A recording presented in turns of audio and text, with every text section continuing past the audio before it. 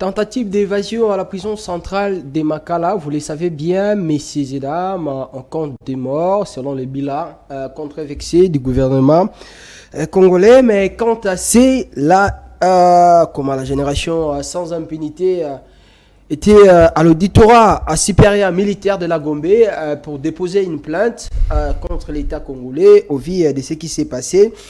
Vous savez, là où il y a mort d'homme, la situation, des fois, ça arrive que certaines personnes puissent être d'accord, d'autres, par exemple, contre, pour ne pas soutenir ce qui s'est passé. C'est l'exemple de cette génération dont la coordination est assurée par maître Oscar Beya, qui lui-même était présent ce jour-là pour déposer cette plainte liée à la mort de certains Congolais. Mais pour quelle finalité ?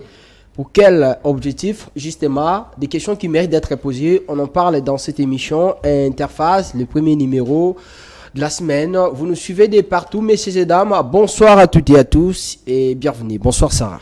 Bonsoir Daniel Roland-Ley. Bonsoir à toutes ces personnes qui ne cessent de renouveler leur confiance en nous suivant du jour au lendemain. Et bonsoir également à notre invité du jour. Alors, pour répondre à toutes ces questions, je le disais, d'ailleurs, j'avais cité son nom au rythme de cette émission. Nous recevons pour vous Maître Oscar Beya. Il est le coordonnateur de la génération sans impunité. Maître Oscar, bonsoir et bienvenue. Bonsoir, monsieur le journaliste. Bonsoir, Maman Sarah. Bonsoir aussi aux téléspectateurs de notre grande émission. Bonsoir également à tous les membres de la génération sans impunité et pourquoi pas aux cadres et membres de l'Alliance des Congolais progressistes, parti cher à son excellence Jean-Tini Ngobila Mbaka. Merci de nous avoir une fois de plus invités sur ces plateaux et continuer de parler de notre grand pays, la République démocratique du Congo. Je ne l'avais pas dit à la présentation, mais vous le savez, parce que ce n'est pas la première fois que Maître Oscar passe ici et dans des différentes émissions. Vous les connaissez très bien. Elle est aussi cadre du parti politique ACP, de l'ancien gouverneur de la ville-province de Kinshasa, Jean-Tini Ngobila. Maître Oscar, on va revenir sur ce que vous suivez comme objectif quand vous êtes allé déposer cette plainte à la prison centrale de Makala. Mais avant ça, à l'entrée, au début de l'émission, j'aimerais d'abord que vous puissiez faire une analyse objectif, bien sûr, mais aussi général, sur cette situation, sur ce qui s'est passé à la prison centrale de Makala, où on s'est réveillé un jour, on dit qu'il y avait des balles et on dit qu'il y avait des personnes qui sont mortes, qui sont parties, soi-disant, parce qu'il y avait tentative d'évasion dans cette prison. Merci mon cher ami. C'était dans la nuit du 31 août. Tout Congolais a appris qu'il y a tentative d'évasion au niveau de la prison centrale de Makala, ici dans la ville-province de Kinshasa.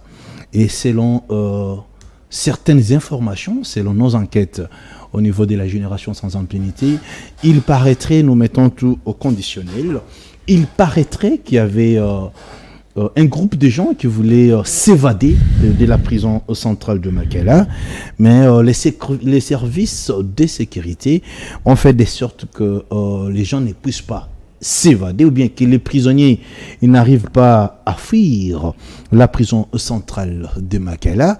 Ça, c'est selon le gouvernement congolais, c'est selon les services de sécurité. Selon eux, personne avait quitté la prison.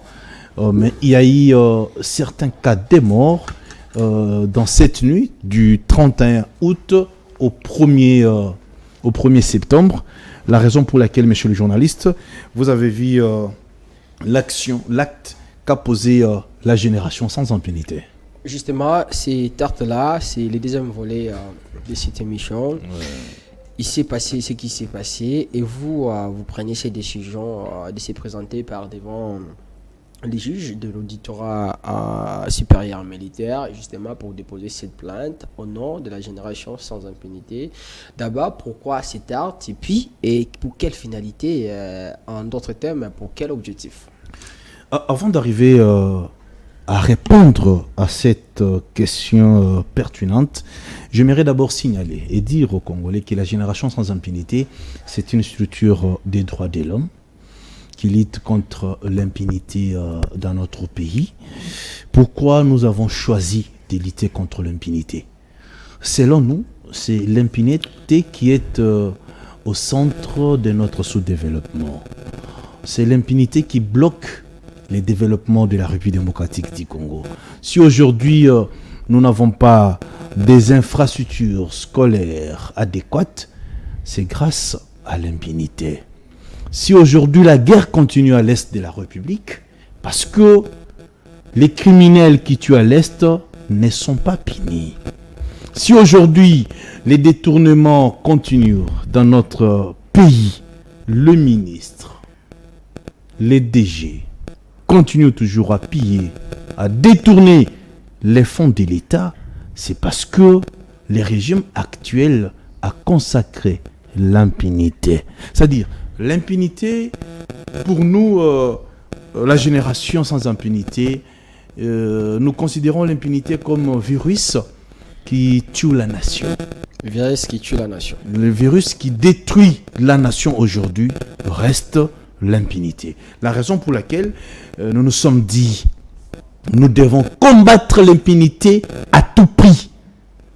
S'il s'agit que nous puissions nous sacrifier pour que l'impunité puisse prendre fin dans cette nation, messieurs les journalistes, nous allons le faire. Parce que aujourd'hui, en regardant ce qui se passe dans notre nation, c'est inacceptable, c'est inadmissible. L'argent est détourné à tous les niveaux possibles. C'est parce que les détourneurs savent que l'impunité existe dans notre nation. Même si j'ai détourné, demain je serai relâché. Même si j'ai violé, demain je serai relâché. Même si j'ai tué, demain je serai relâché. La raison pour laquelle nous avons pris l'initiative de combattre l'impunité à tout prix. Cette nation n'avance pas, je le souligne, c'est parce que l'homme politique congolais est amoureux de l'impunité. Cette nation n'arrive pas à se développer parce que l'homme politique congolais a épousé l'impunité. Voilà, mon cher ami, les raisons qui nous ont poussés à combattre l'impunité dans cette grande nation qui est la nôtre. Maintenant, la question de savoir pourquoi nous avons déposé la plainte au niveau de l'auditorat supérieur militaire de la Gombe. Mon frère journaliste, la prison centrale de Bakela joue des rôles. D'ailleurs, ce n'est que en RDC où on trouve en même temps la prison joue les rôles de la prison, en même temps ça joue aussi les rôles de maison d'arrêt. Notre prison centrale de Bakela, en même temps c'est une maison d'arrêt, en même temps c'est une prison. Ça veut dire, il y a ceux qui sont condamnés, là sont en prison. Ceux qui sont condamnés sont en prison. Mais ceux qui sont mappés ne sont pas en prison, mais ils sont dans une maison d'arrêt. C'est là où il y a la grande démarcation. Une maison d'arrêt, oui, mais qui est la prison centrale de Bakela. Exactement. C'est là où il y a la responsabilité de l'État congolais. Normalement, qu'est-ce qui devrait être fait? La maison d'arrêt doit être à part et la prison doit être à part. Mais dans notre pays, maison d'arrêt et prison, c'est ensemble. Je relance, pardon, maître.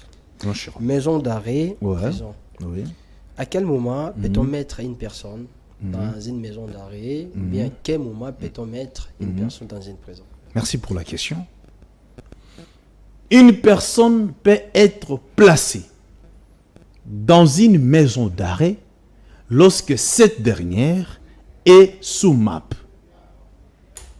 C'est-à-dire, il n'y a pas encore eu une condamnation ou bien une décision judiciaire définitive. Cette personne doit être placée dans une maison d'arrêt. Pourquoi elle est placée dans une maison d'arrêt? C'est parce que il y a des indices sérieux de culpabilité qui pèsent sur les suspects ou bien les détenus ou bien le prévenu. Mais non, quand il y a des indices sérieux de culpabilité qui pèsent sur une personne, cette personne doit être mappée. Et quand elle est mappée, elle ne mérite pas d'être dans la prison. Cette personne mérite d'être dans une maison d'arrêt. Voilà. Quand est-ce qu'on doit être en prison? La personne qui mérite d'être en prison, c'est celle qui a été condamnée. C'est-à-dire, il y a une décision judiciaire prise par les tribunaux vis-à-vis de cette personne. À ce moment-là, cette personne mérite d'être emprisonnée. Mais ici, nous sommes devant une situation, je peux dire, un peu compliquée. Parce que dans notre capitale, dans notre pays, il n'y a pas de maison d'arrêt. Au niveau des cachots au parquet et autres, un OPJ ne peut pas garder une personne au cachot au-delà de 48 heures. Malheureusement, c'est ce qui se passe. Malheureusement, c'est ce que nous sommes en train aussi de combattre. Et si cette personne est transférée, le suspect est transféré au parquet, le parquet aussi ne doit pas garder un suspect au cachot plus de 7 jours ou bien 8 jours.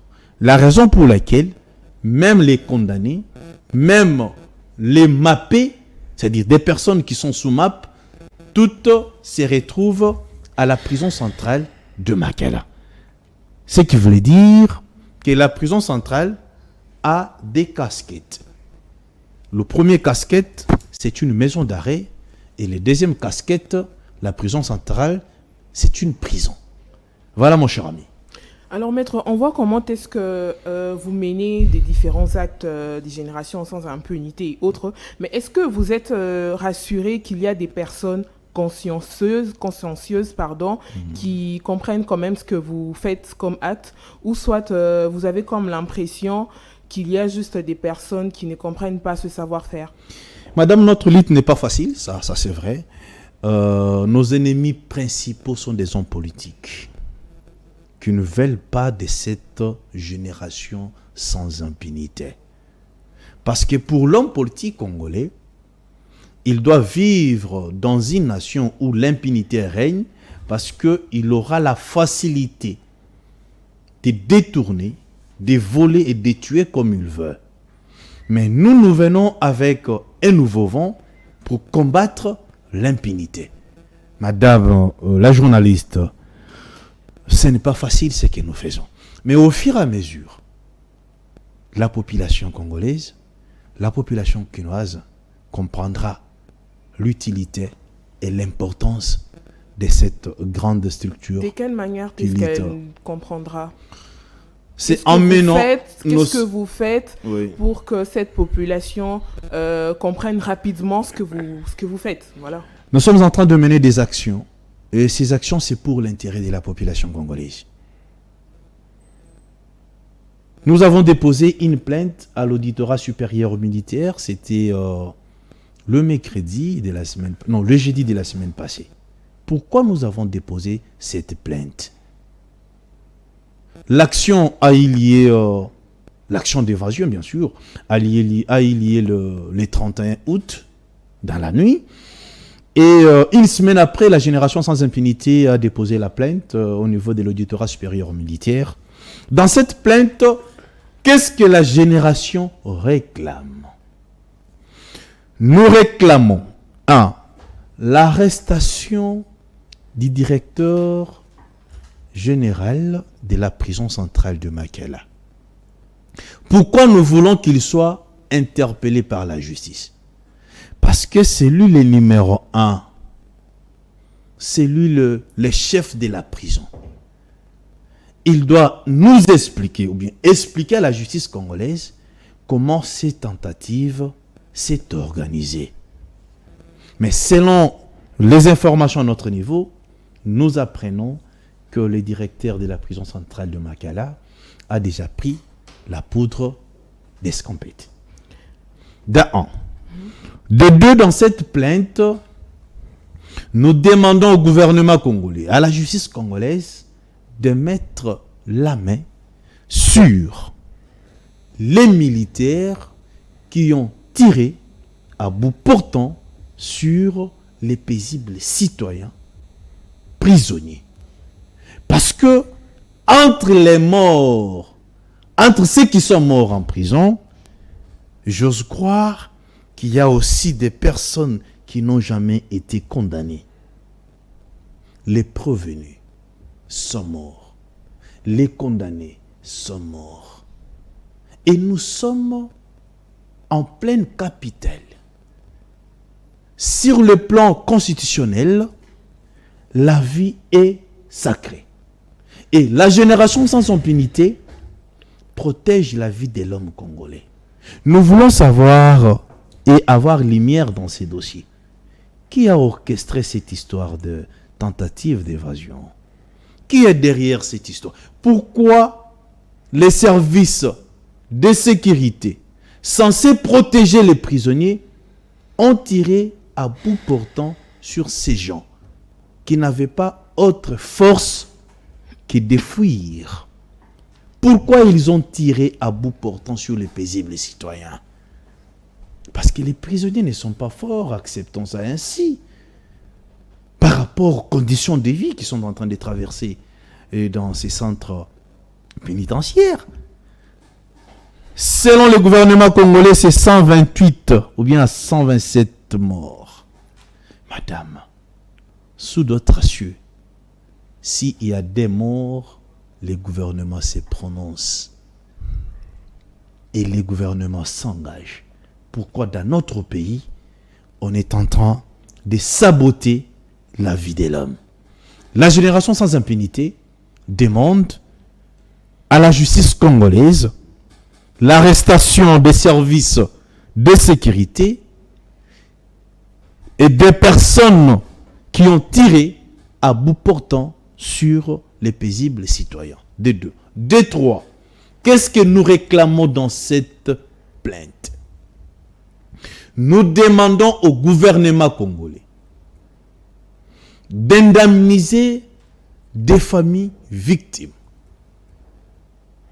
C'était la semaine passée, dans notre cabinet, nous avons reçu au moins 15 familles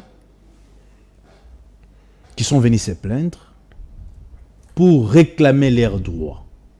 C'est-à-dire... Lesquels? Bande Konabango Bakoufi, à Katia, prison centrale de Makala.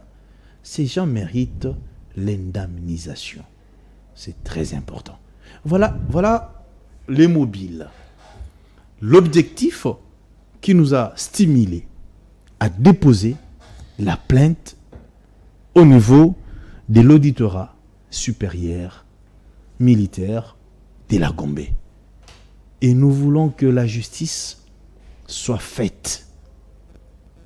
On ne peut pas rester silencieux devant des carnages pareils. Les Congolais meurent à l'Est, les Congolais meurent de faim, et nous ne pouvons pas encore accepter que les Congolais soient massacrés comme ça. Parce que ce qui s'est passé au niveau de la prison centrale de Makala, mes frères journalistes, ma soeur, ils ont massacre, ils ont normalité. Bato Bakoufi et Belé. Et biso génération sans impunité, tolobi, tokoki kotika population na biso et koufa boete. Nous devons nous tenir debout pour réclamer l'indemnisation de toutes ces familles victimes de massacres de la prison centrale de Makala. Maître, c'est vrai que c'est pour l'intérêt de la population, mais à ce niveau, peut-on dire que cette ONG est purement politique ou soit elle le sera? Et aussi, en regardant cette affiche, on a comme l'impression que ce qui est caché derrière cette initiative, c'est juste du populisme. Non, en soi, c'est notre bâche que vous êtes en train de voir. Nous avons placé le président de la République parce que c'est dans sa vision de lutter contre des antivaleurs. Monsieur Constant Moutamba, c'est lui le ministre de la Justice. C'est-à-dire, nous nous adressons au ministre de la Justice. Et là, c'est moi-même le coordonnateur. Est-ce que est-ce que c'était obligé ou c'est obligé que vous soyez aussi sur l'affiche? C'est une façon de communiquer aussi. Il faut que la population sache réellement qui est en train de mener toutes ces démarches. Madame, je vous informe sur ces plateaux que dans cette nuit-là, du 31 août, il y a certaines femmes qui ont été violées dans cette prison. Et selon les informations à notre possession, parce que le mercredi passé, j'étais dans la prison, ces femmes qui ont été violées, qui ont été victimes des viols, demeurent encore dans cette prison. Est-ce normal? Nous sommes dans quel pays? La raison pour laquelle je demande au ministre de la Justice, j'aurais appris qu'il est déjà de retour au pays. Monsieur le ministre, s'il vous plaît, veuillez statuer sur la situation des femmes qui ont été violées au niveau de la prison centrale de Makala. Ces femmes méritent un traitement meilleur, des soins médicaux adéquats, parce que on ne sait pas des violeurs qui ont passé sur ces femmes avec quelle maladie. Et nous sollicitons même leur acquittement, parce que Komeli Bango, monsieur le ministre, et Ali Malamouté, toutes les femmes qui ont été violées à la prison centrale de Makala, to Sengi, la ministre de la Justice, s'il vous plaît, Excellence Constant Moutamba, veuillez regarder cette situation avec beaucoup d'amour. Nous voulons que ces femmes soient acquittées parce qu'elles doivent prendre des soins médicaux appropriés. Alors, Maître Oscar, vous nécessitez de revenir sur ce qui s'est passé à la prison de Makala. Vous dites, vous avez demandé qu'on puisse indemniser toutes ces personnes. Des familles victimes, ouais. Victimes, bien sûr, oui. Mais vous suivez quand même les films. Vous savez, dans des prisons, comme ça se passe, souvent quand il y a souvent des prisonniers, ils deviennent des fois incontrôlables. Et si les militaires, les policiers que vous accusez aujourd'hui, s'ils sont sentis en danger, ils n'ont pas les droits de se défendre, ce sont aussi les pères des familles. Ils ont besoin de la vie. Mon cher ami, vous avez parlé d'un film. Films, ce sont des mises en scène. Films, ce sont des mises en scène. Les militaires, c'était le cas aussi les militaires il y a commis. des films tirés des faits réels. Le militaire commis à la prison centrale de Makala, ce n'est pas pour tuer les prisonniers. Je dis non. Ces militaires même quand ils se sentent en danger. Je dis ces militaires sont là, c'est pour protéger les prisonniers. Même quand ils sont en danger. Je dis ce n'est pas pour tuer les prisonniers, mais c'est pour protéger ces prisonniers. Même quand les militaires se sentent en danger, ils doivent regarder comme ça. Et si les prisonniers deviennent des dangers vis-à-vis de ces militaires, ils doivent croiser les bras et puis les regarder comme ça. J'ai l'impression ils n'ont pas droit à la vie. J'ai l'impression qu'il y a une prison en adéquate à mon côté. Non. Parce que nous avons eu à causer avec des familles victimes. Ça va vous faire très mal. La vie est sacrée. Mais maître, la vie doit être protégée, madame. Autant d'insécurité dans des différents quartiers. La vie doit être protégée. Ici, je trouve inacceptable que des journalistes comme vous encouragez des militaires qui ont tiré à bout portant sur les paisibles citoyens congolais. Mais vous êtes très dangereux plus que Nanga. On vous pose des questions, on ne dit pas que nous sommes du côté des militaires. Ce sont des questions réelles sur les faits qui sont purement réels. C'est pourquoi on pose des questions. On n'affirme rien ici, on n'a non plus affirmé, Maître Oscar. C'est pourquoi nous voulons que la justice puisse mettre la main sur des autorités militaires qui ont donné les mots d'ordre aux militaires de tirer à bout portant. Parce que la responsabilité devrait être incombée directement au directeur de la prison de Makala. C'est pourquoi nous voulons que ces derniers soient arrêtés, monsieur. Le directeur de la prison centrale de Makala, quoique nous apprenons qu'il est déjà en Belgique, c'est monsieur doit être rappelé. Mais cette infraction devrait être individuelle au lieu de devenir collective ou bien générale, inclure même le militaire et les policiers à l'intérieur. Mais qu'est-ce que je suis en train de dire? On arrête le directeur de la prison centrale de Makala, il nous explique qu'est-ce qui s'est passé, parce que c'est lui le numéro 1 de l'administration de la prison. De deux, on arrête les militaires et les policiers qui ont tiré à bout portant. Mon frère, nulle part ailleurs on autorise aux militaires de tirer sur les civils. Et d'après vous, Maître Oscar, la meilleure façon de se défendre face à ces personnes devait être laquelle? Il fallait les maîtriser. En quoi faisant? Il fallait les maîtriser et s'ils se sentaient vraiment il fallait en danger. le maîtriser tout en protégeant leur vie. Ça, nous ne sommes pas à l'est en face de M23. Les militaires congolais étaient en face de nos frères congolais. Bazalaki na armata mon côté. Comment tirer à bout portant sur des paisibles citoyens? Et la génération sans impunité ne va pas abandonner cette situation. La semaine prochaine, nous allons organiser une marche jusqu'au palais du peuple pour réclamer l'indemnisation des familles victimes. Madame, Webi Kenamboka Oyo, monsieur le journaliste, Roland, Batu Bakufa, na concert ya Fali Ipupa, Tilelo suite des Alakate. Il y a les gens qui sont morts dans les concerts de Mike Kalamba, Tilelo suite des Alakate.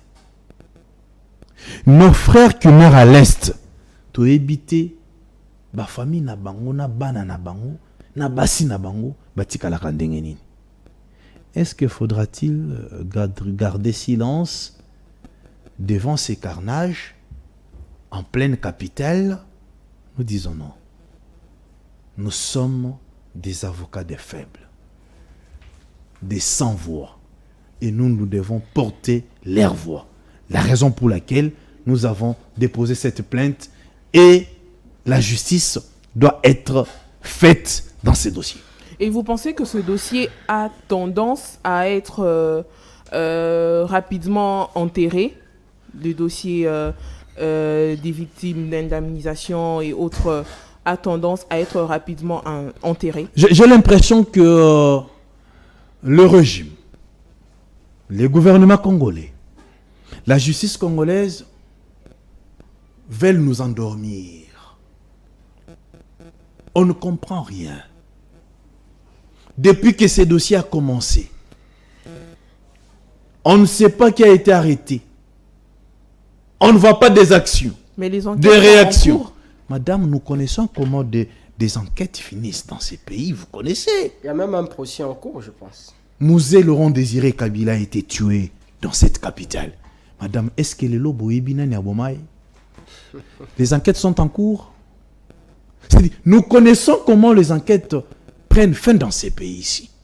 Et c'est pourquoi nous voulons que la population congolaise, que le peuple congolais puisse soutenir la génération sans impunité. Potoyeba, qui avait donné le mot d'ordre aux militaires de tirer à bout portant sur les paisibles citoyens. Et vous pensez si... Et les familles de ces victimes doivent être indemnisées. C'est un droit.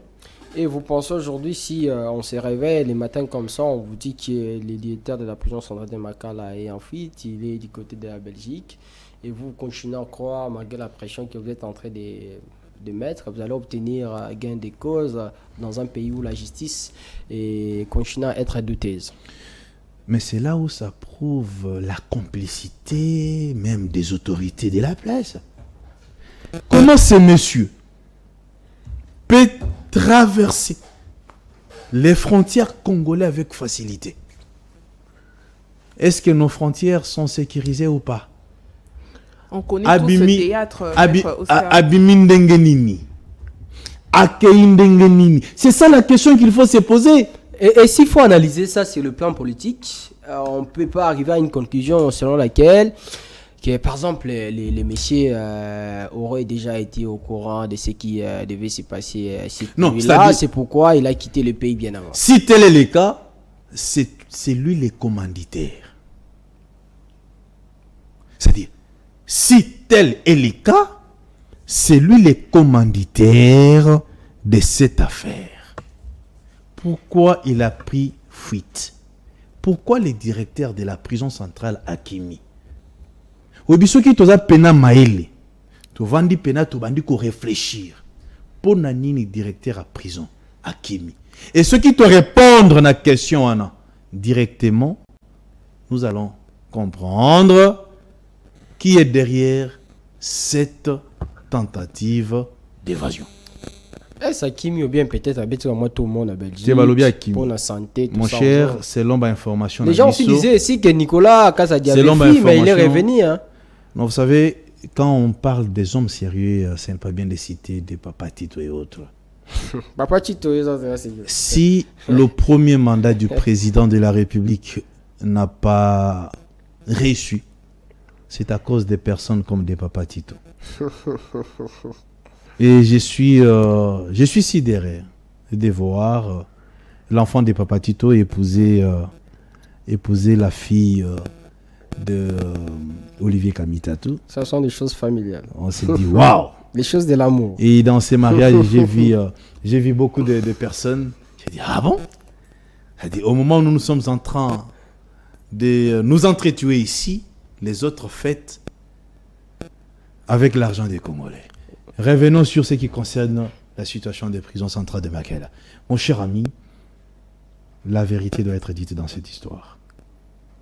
La génération sans impunité n'abandonnera jamais les dossiers de la prison centrale de Makela. Pourquoi pas faire de ces procès un procès public? Que ce soit même télévisé, que ça passe même sur la RTNC, que nous puissions... Mais il fallait le demander ici dans votre plainte. Nous avons demandé tout. Tout a été expliqué clair dans cette plainte. Vous avez aussi parlé d'un procès public. Nous avons aussi parlé d'un procès public. Les Congolais doivent savoir pourquoi ils ont tiré à bout portant sur les Congolais qui n'avaient pas autre chose. Et ici, nous apprenons, madame la journaliste, que l'argent qui a été décaissé pour la construction de la prison, 5 millions de dollars. Cet argent a été détourné. Voilà pourquoi nous disons que l'homme politique congolais est amoureux de l'impunité. 5 millions de dollars décaissés pour la construction de quelques prisons sur l'étendue de la République, cet argent a été détourné. Et ceux qui sont morts en prison là, en réalité, la responsabilité à 80% revient à l'État congolais. C'est l'État congolais qui est responsable de ces morts. Pourquoi?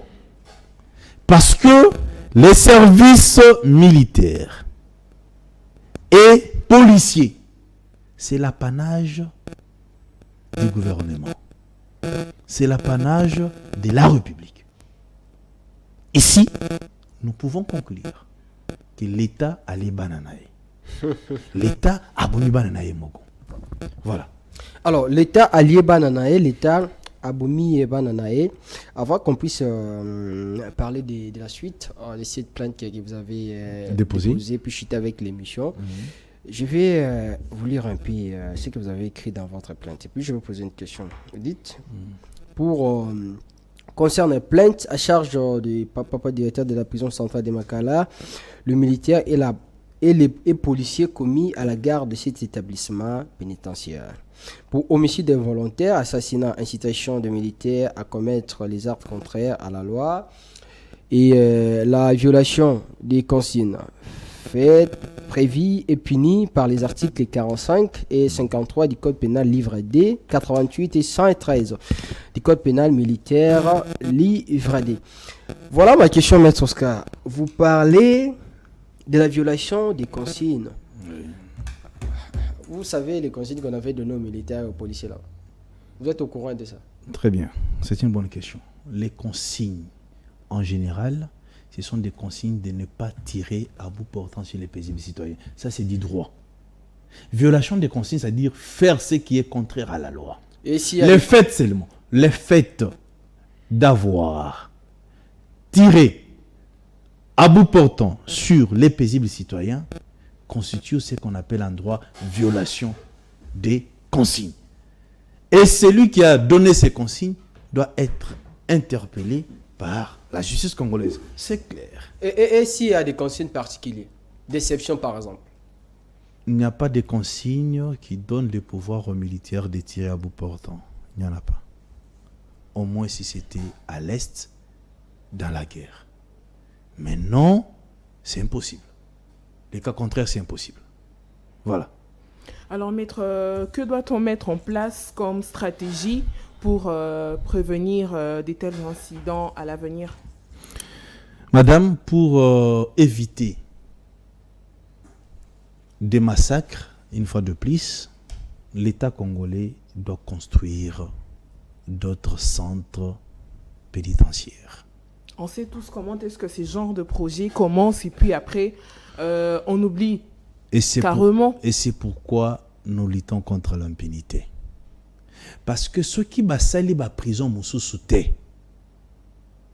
maman, une année après, 6 mois après, on reviendra sur la même situation. Donc la construction des nouvelles prisons serait la meilleure stratégie. Je te dis la meilleure solution et la meilleure réponse. Pourquoi je dis ça? Cette prison a été construite pour 2500 prisonniers à l'époque par les Belges. Et aujourd'hui, cette prison n'a pas moins de 15 000 prisonniers. Madame, prenez une maison de 2 chambres salon. Quand vous vous êtes marié, vous avez fait des enfants. C'était normal. 10 ans après, vous avez 10 enfants. Si vous restez avec ces enfants dans cette même maison, mettez-vous en tête qu'il y aura des incestes. Et tes enfants seront très mal éduqués. C'est-à-dire, la prison centrale de Makala aujourd'hui est incompatible. Elle est dans l'impossibilité, dans l'incapacité de contenir 15 000 prisonniers. La raison pour laquelle la génération sans impunité plaide pour la construction au moins de 3 ou bien 4 prisons sur l'étendue de la République. Si on n'arrive pas à construire des prisons, madame, cette histoire des carnages, des tentatives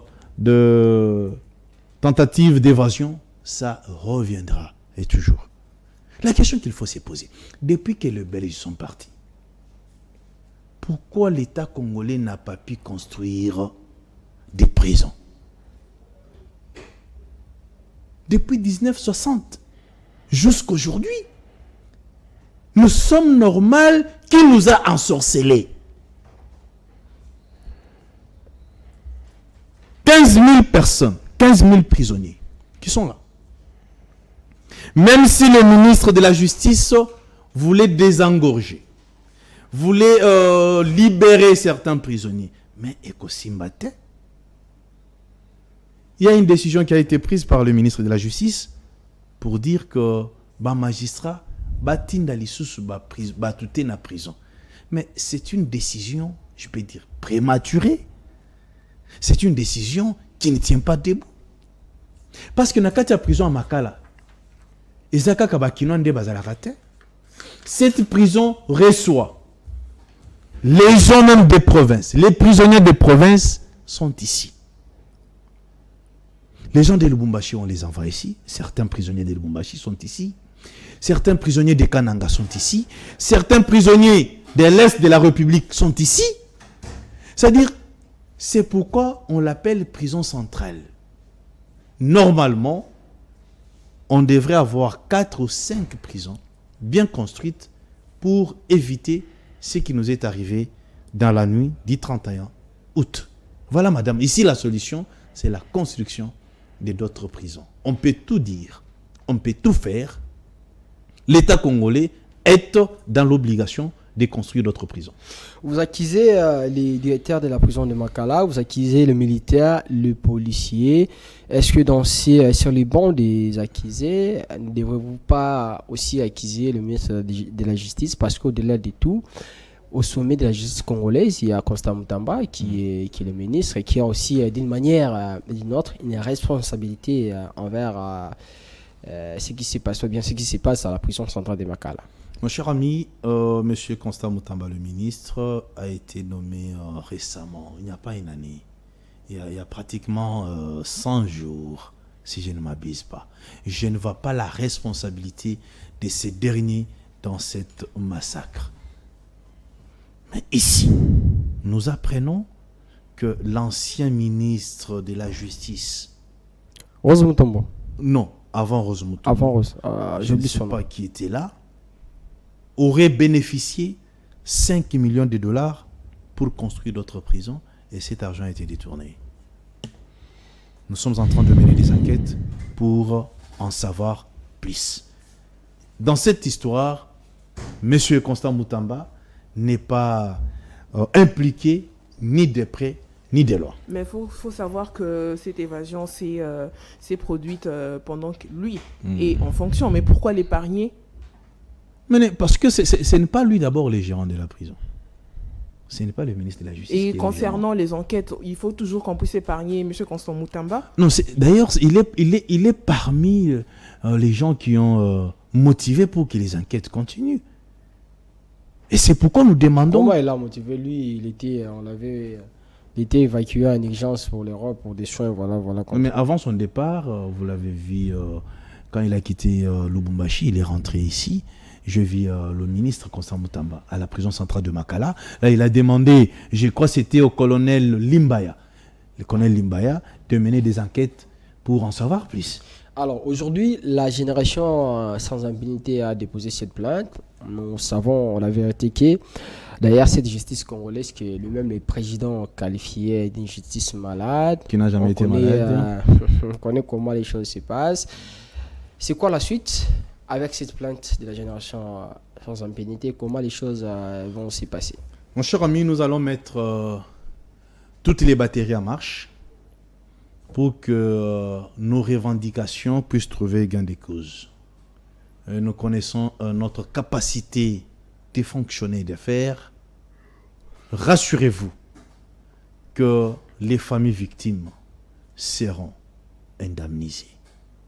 Les militaires qui ont tiré à bout portant sur les paisibles citoyens seront arrêtés et la justice sera faite. Rassurez-vous, nous n'allons pas lâcher parce que ceux qui sont morts, baza banyamate, baza bande konabiso, ba congolais et binopé, il faut beaucoup dans la génération sans impunité. Biso banan. Bino ba journaliste. Ah, n'attendez à côté. Hein? Non mais Nathan Zalara déjà. Ah bon? Ouais. Ah, moi je suis pas au courant. C'est apolitique. La génération sans impunité, c'est apolitique. C'est même la question que je vous avais posée, mais vous n'avez pas pu répondre. Non, la génération sans impunité est apolitique. Et vous pensez qu'aux jours à venir, cette ONG ne sera pas politisée? Je ne crois pas. Ah bon? Ouais, je ne crois pas. On attend. Nous sommes dans la société civile. Nous avons combien de partis politiques, mon cher ami? Pas moins de 800 partis politiques. Qu'est-ce que ça nous a produit? Aujourd'hui, nous devons être dans la société civile, nous devons être dans la génération sans impunité pour combattre l'impunité dans ces pays. Où est la fiche d'adhésion de Nathan Kianza à la génération sans impunité? Je vais vous amener ça. Oh. Nathan, c'est un ancien. D'ailleurs, c'est un gars qui est contre l'impunité. Ah bon? Ouais. Ah. Même si dans votre chaîne, il y a l'impunité, vous verrez que Nathan sera... Il y a de l'impunité ici dans cette chaîne. Ah alors, bon? Maître, on va chuter avec l'émission, certainement la dernière question. C'est quoi la durabilité du traitement de votre plainte? Vous connaissez quand même la durée avant qu'on puisse vous donner la réponse si la plainte est recevable ou pas? Non, mon cher ami, l'instruction est en cours. L'instruction est en cours. Nous avons déposé la plainte. Je crois le mercredi, je serai encore au niveau de l'auditorat militaire pour en savoir plus. Mais comprenez de la manière dont notre justice travaille avec beaucoup de lenteur et autres. Mais de toutes les façons, Tokoti Kate, Torolande la dossier Ngoti Nasuka, pour être ba famille abande konabiso bakufaki, bazala indemnisé. Bambila oyo batiraki à bout portant et pas bande konabiso, bazala interpellé et justice et yeba kosala musala nango souci na biso yangwana. C'est-à-dire biso et sika oyo ba congolais bazo souffrir, la génération sans impunité est là. Nous plaidons pour des personnes sans voix. Ba oyo bazana eloko kolobate. Ba oyo bakoki kotelemate biso génération sans impunité to yaliwana pour na ko défendre ba cause na bango. Alors maître, c'est vraiment ma dernière question. Depuis que vous avez commencé avec cette initiative et tout, avez-vous déjà produit des résultats positifs? Des résultats, madame, formidables. Tels que? J'ai eu à faire libérer beaucoup de prisonniers qui étaient incarcérés illégalement, sans infraction, mais par trafic d'influence. Génération sans impunité, Télémi, Batouana Batika Bango. Aussi rappeler que toza parmi Bato Auto Téléma pour le dossier Maïgo de Rêve. Na bengisa ba victime à Maïgo de Rêve, bah y a pas moins de 7000 victimes. Mais ma ben a katia dossier wana parce que monsieur Kassamba, qui était le DG de Maïgod, Azalaki, n'a parapluie na niveau présidence. Dossier wana est là. Akimo de tozoloba awa. Akenda États-Unis. Madame Génération sans impunité, chaque jour, l'avocat n'a pas parquet pour na kolobela bato oyo bazangi ba avocat. Parce que n'amboka na biso avocat za la cachère, mais nous disposons des avocats pour assister des personnes qui n'ont pas des moyens suffisants. Voilà. Vous concluez l'émission, Maître Oscar. Merci de votre invitation. Je demande et j'interpelle Madame la ministre de la Jeunesse. Comment? Elle s'appelle encore? Cette dame-là, elle s'appelle encore comment? Noëlla, si c'est qui ça? Elle s'appelle si c'est Noëlla, si Madame Noëlla. Madame Noëlla. Est-ce que Makambo ezoleka na TikTok ozomona ngote? Ha. Oyali maman, oyali ministre ya jeunesse. C'est-à-dire oza na responsabilité ya ko éduquer jeunesse ya Congo mobimba. Mais est-ce que Makambo ezoleka na TikTok Madame Noëlla? Omonango bi omonango te. Silence na yo ezo confirmer ba hypothèse oyo banto badoloba que yo moko zalaki tiktokeuse. C'est-à-dire tu n'arrives pas à punir des tiktokeuses et des tiktokeurs parce que yo moko zalaki tiktokeuse. Et ce qui est allé à Lokuta, Madame la ministre de la Jeunesse, veuillez prendre des mesures. Jeunesse et Sokoufwa. Na TikTok, si vous trouvez que ces réseaux TikTok ne profitent pas à l'État congolais, bolongolango. J'ai été en Inde, TikTok réalité. C'est tout à fait normal. Au lieu que ces jeunes filles, ces jeunes garçons continuent à nous vendre des illusions, ce qui n'est pas normal. Et nous refusons. Magique. Oui, j'y étais. Qui na Inde. Ah bon? TikTok. Oui. TikTok réalité. To sengi na madame madame la ministre de la Justice. Ouais. S'il vous plaît madame, ce que vous avez l'autre côté, ça prouve que olingi ko sanctionner ba camarade na yo a kalaté ba TikToker na ba TikTokeuse. Mais bana basi oyo na ya mibali o bazana TikTok bazo teke la biso illusion na biloko lokuta. Veuillez prendre une décision pour sauver la jeunesse congolaise. Oyo tata Mokonzi Mboka a sali confiance. Merci de votre invitation. Je suis très content d'être une fois de plus sur ces plateaux. Aonde na Lobakalaise. Prochainement, Tozali et Tokozala. Ça, c'est notre maison. Merci beaucoup, Maître Oscar Abeya. C'est très plaisir pour nous de vous recevoir pour la énième fois dans cette émission. Je rappelle que vous êtes le coordonnateur national de la génération sans impunité, mais aussi cadre du parti politique. Comment on appelle ces partis politiques? ACP des gens de Ningo Bilambaka. Ancien gouverneur de la ville province de Kinshasa. Merci beaucoup. Merci beaucoup. Merci Sarah. Merci Daniel. Merci Maître Oscar. Merci Dada. À toutes et à tous, merci de nous avoir suivis. On se retrouve demain pour le deuxième numéro de la semaine de cette émission. Que vive la République, vive la RDC demain 16h. Restez-nous toujours fidèles. Mais Nani.